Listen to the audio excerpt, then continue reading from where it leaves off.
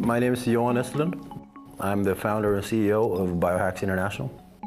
Biohacks International is basically providing an ID platform all on a ultra-secure blockchain platform combined with an embedded microchip. We're providing the strongest and coolest identity platform to date.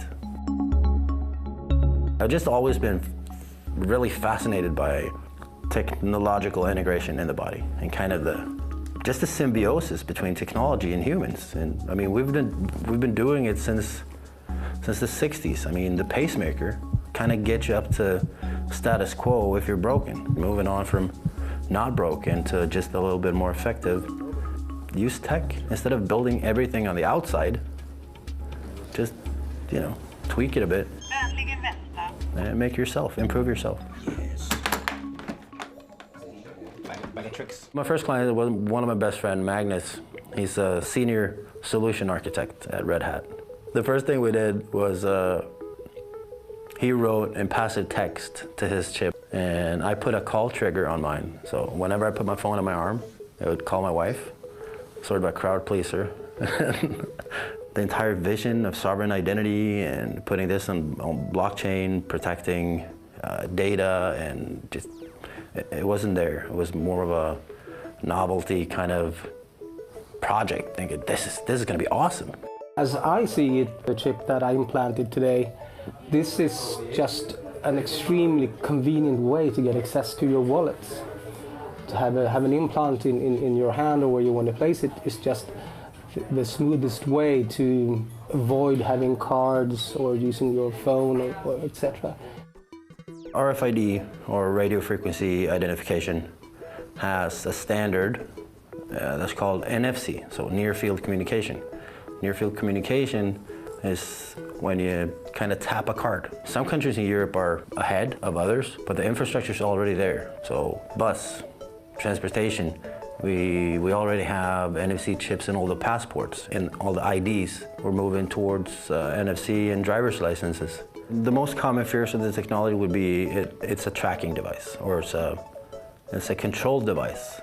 I mean, I'd say it's the direct opposite. This is the one thing that can get you in complete control of your digital identity, and you can manage the entire preference to anything you like. The reason it cannot track you is because it's passive, so it never emits anything until you choose to use it in very, very, very close proximity to a working device. The system needs to know that you've chosen to have this token represent you instead of a plastic card or a key fob or a key or whatever. We're not going to know anything about the data because we don't govern the blockchain, we don't decide, we can't control it.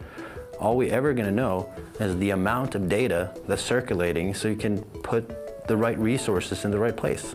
If you start to chip people like you do with your pets, of course, it could be intrusive.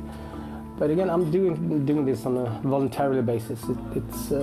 I share the information that I want to share. I can see that this technology can be used in a variety of different applications, but right now, the most likely thing is just use it to open the office. If you travel with the state-owned railway, you can have your priority card with you in your hands. You just use your chip instead.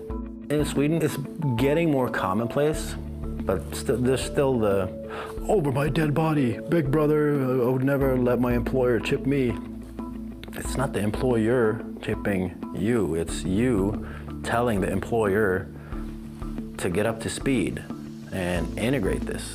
Discussing the RSA-252 encryptation layers, blah, blah, blah, that doesn't mean anything to people.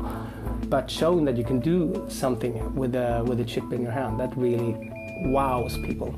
So I think that is one of the good things with being an ambassador, so to speak.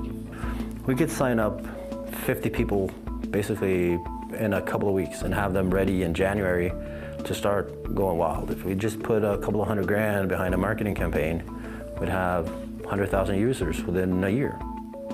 But the thing is, right now, there's no regulation protecting the user. So I think it's up to us to kind of make it robust and safe for everyone before letting it become huge. I mean, I'm using almost 20 years of professional body piercing, the insights from that industry to make this as foolproof as possible. In 20 years, it's going to be de facto. It's going to be standard. There's going to be talk not if you get a biochip, rather what type of chip you're getting, like different styles of clothing, rather than do you have a chip? What chip do you have? So next design is going to be as small and just way more effective and secure and cooler and connected to crypto and fiat payment and EID. That's going to be awesome. You can feel that you have something is not what it used to be, but then in a day I won't feel anything. So it's just pure fun.